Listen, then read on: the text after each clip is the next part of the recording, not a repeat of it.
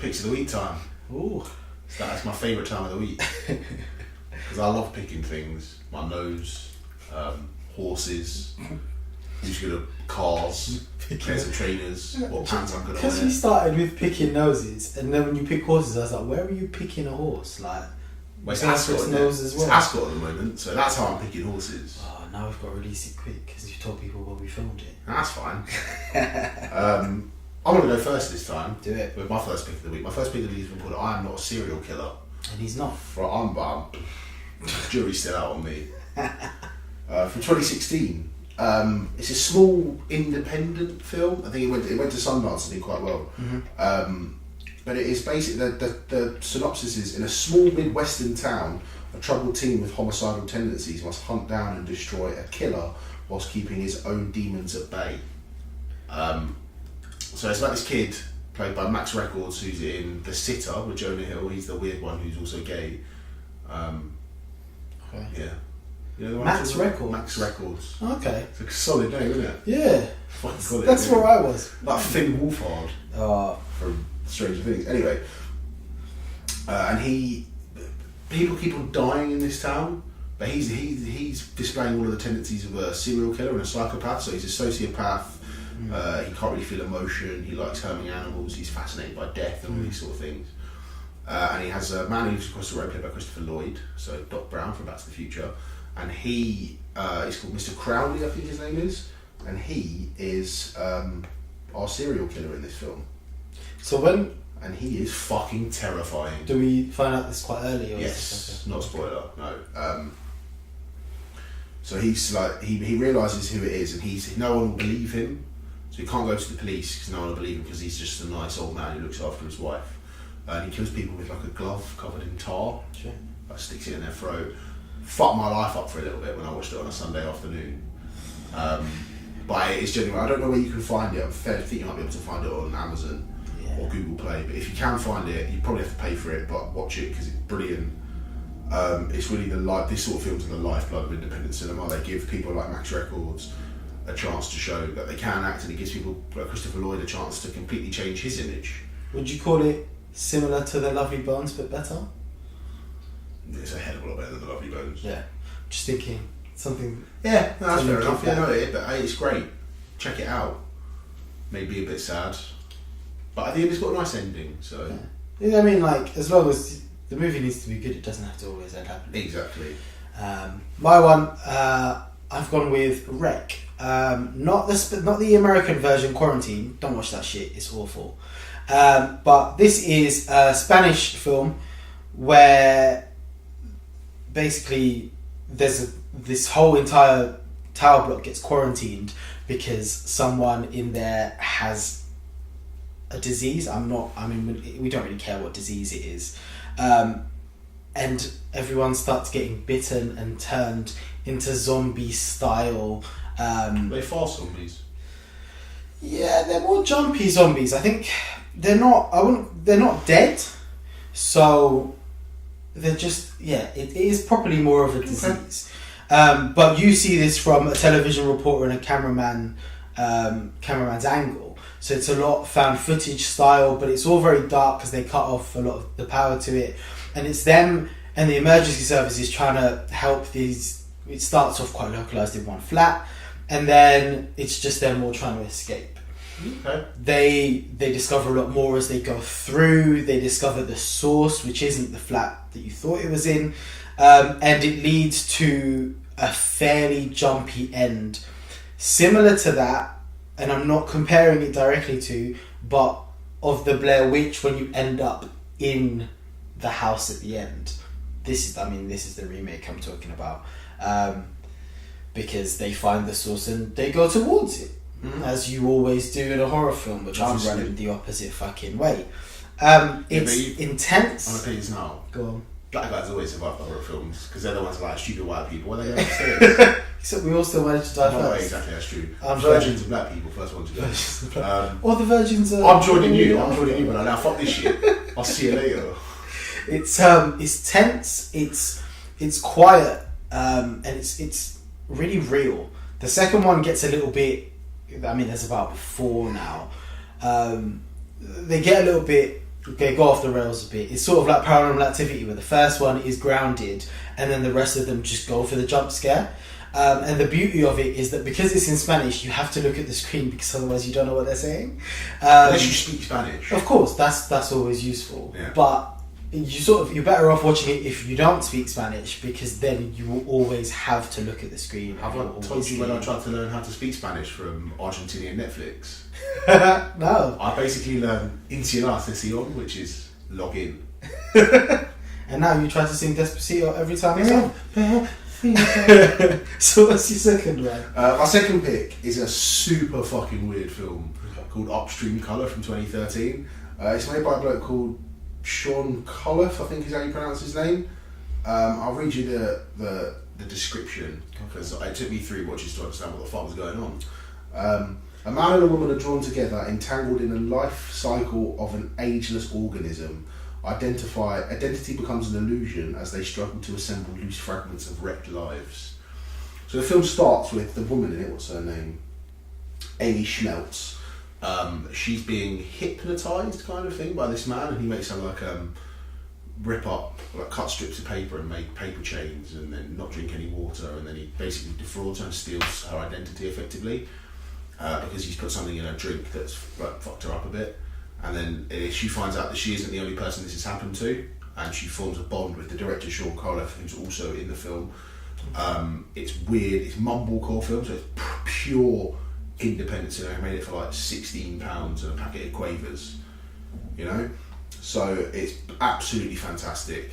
It is strange. I can't describe it without ruining it, so you have to find it. It used to be on Netflix, I'm not sure if it's still there. But his other film he made is called Primer, which is a really super grounded, realistic sci-fi time travel film, where he made it for like literally £6,000. So £6,000 to make this hour and a half long film that twists and turns. It keeps you on the edge of your seat. Both the same thing here as well. It's an hour and 44 minutes, so it's not too long, and it is just, you are engrossed. You're watching these two people. There's bits where they get like, they think something's going to happen to them, so they get in the bath, they buy a gun. She tries to kill herself a couple of times.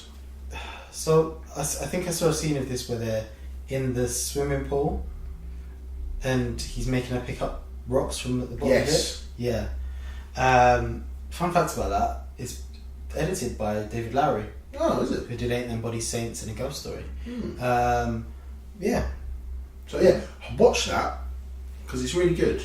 And again, you're supporting independent cinema, which is what you should do. Exactly. It's the lifeblood of filmmaking. Definitely.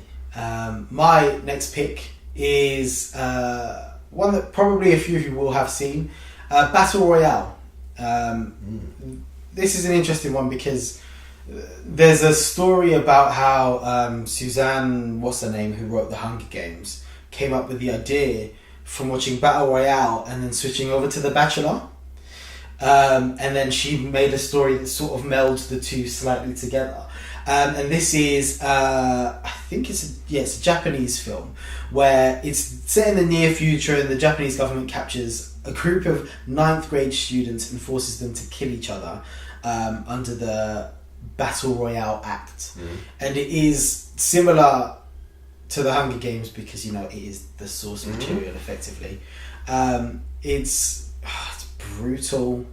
It is pretty brutal. It's really it's exhilarating to watch in a way, and you just see by the end of it, because when they start, they basically get taken to a room and get told, okay, you're gonna have to do, the battle royale's happening now, and a few of them are straight into it. They're like, cool, all right, let's fight.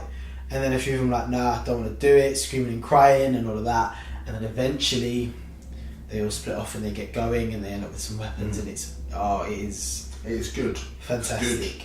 Good. You won't really recognise anyone in there apart from Takeshi Kitano, who is their teacher who takes them over. Takeshi's Castle? Not quite. He's the head of the agency in Ghost in the Shell. Not seen it. Oh yeah. He's also in, I think he's old. Is he Old Boy? No, he's not. Does he go? He's in Brother. Gojira. No, that's doesn't matter. Yeah, it doesn't actually matter. But he is probably, that one guy in Japanese cinema that I always notice. Okay. Quality movie, and it's on Netflix. A lot of these we've had to, you have to go and really look for. But yes, this one is on Netflix. Definitely worth a watch. I would say if you like anything sort of K cinema and J cinema and even the Hunger Games, probably just because Korean cinema's fantastic. Is it like K-pop? Yeah, K-pop. Love K-pop. But yeah, it's a really good, because a lot of the Americanized versions really dull down. Like you look at The Ring, and there's no way I'm ever watching Ringu because fuck that shit. Too scary. Not doing it to myself. And The Grudge, I didn't even like the American version. There's no way I can handle this stuff. Yeah. They do it properly. They do it hardcore, and it's always better to watch the Japanese or Korean version of those movies. Yes. So check that one out on Netflix. Battle Royale. Should I do my classic pick of the week? Let's whip in the classic pick. Oh, whipping it out. Yeah. My classic pick of the week is a film from 1959. Billy Wilder, my boy Billy. I've done 2 of his films before. Have I? No, 1. I did The Apartment. Yeah, that was a classic one. So this is Some Like It Hot, the film he's probably best known for next to Sunset Boulevard. So it's got Tony Curtis, Jack Lemmon, Marilyn Monroe. You love a bit of Jack Lemmon, didn't you? Jack Lemmon is fucking. Gil is based on Jack Lemmon. In The Simpsons, the character Gil. Oh, Gil. That's just Jack Lemmon. So the plot of it is when two male musicians witness a mob hit, they flee the state in an all-female band disguised as women, but further complications set in. That's well good. So they are two. Jack Lemmon is 6'2" and Tony Curtis is 6'1". In my opinion, the 2 of them are massive. They're very convincing. It's one of Tony Curtis's best performances. Is it? So... And yes, this film is the basis of the film's sister act. Okay, yeah, that's not where I was going with it. Right, so what happened with that? There's one of the final scenes is Jack Lemmon gets whisked off his feet. Well, he gets taken away by this old man, and he's sitting in his boat and he goes, he pulls off his wig and goes, "I'm a man, you idiot," and he goes, "Well, nobody's perfect," and they just sort of drive off in this boat. So it was nominated for 4 Oscars. It only won 1, which was Best Costume Design, for a black and white film, not category that exists anymore. Best Actor for Jack Lemmon, Best Director for Billy Wilder, and Best Screenplay based on a material from another medium for Billy Wilder as well, so he wrote and directed it. It's brilliant, it holds up perfectly today. It's a little slow in places, because it's the 50s, there wasn't a lot else on, TV's only just started and there's like 1 channel. So people will go to the cinema in their droves, but it's brilliant. Marilyn Monroe, there's a great anecdote that after it, Billy Wilder refused to work with Marilyn Monroe anymore because she would turn up late to set every day. She would be just shit because she can't act. Yeah. This table that the mic's sat on is a better actor than Marilyn Monroe. He'd have to do like 70 or 80 takes, him and Tony Curtis, and then the 80th one, he'd never do any past 80 because he'd just give up and he'd just like, we'll just use the 80th one because it's the best one. Jack Lemmon is brilliant. Tony Curtis is brilliant. There's lots of little funny moments in it. Marilyn Monroe sings quite a bit, which is quite nice. It's the only way to get the best out of her, isn't it? Exactly. It's on. It's the top 6. It's on the list of top 100 movies. It is 15th. 100 greatest movies ever made. Definitely worth finding. So, yeah, definitely worth. I think it's on Sky Movies. If it's not there, then you should be able to find it pretty easily because it's quite well known. And if you don't, watch Sister Act, but it's not as good. No. It's pretty much the same plot, except becoming a woman, she becomes a nun. So that's my classic pick. Yeah, it's good fun. Watch it, check it out. That's Picks of the Week. Hello there. Thank you for watching the late review. I'm Harry, also known as English DJ Snake. If you like this video, comment and subscribe, or watch some of our other content floating above my head. Or why not go to thelatereviewuk.com and read some of the articles both me and Chris have written. And there will be other contributors too. Why don't follow us on all social media, The Late Review UK, and follow me on Pinterest. Goodbye.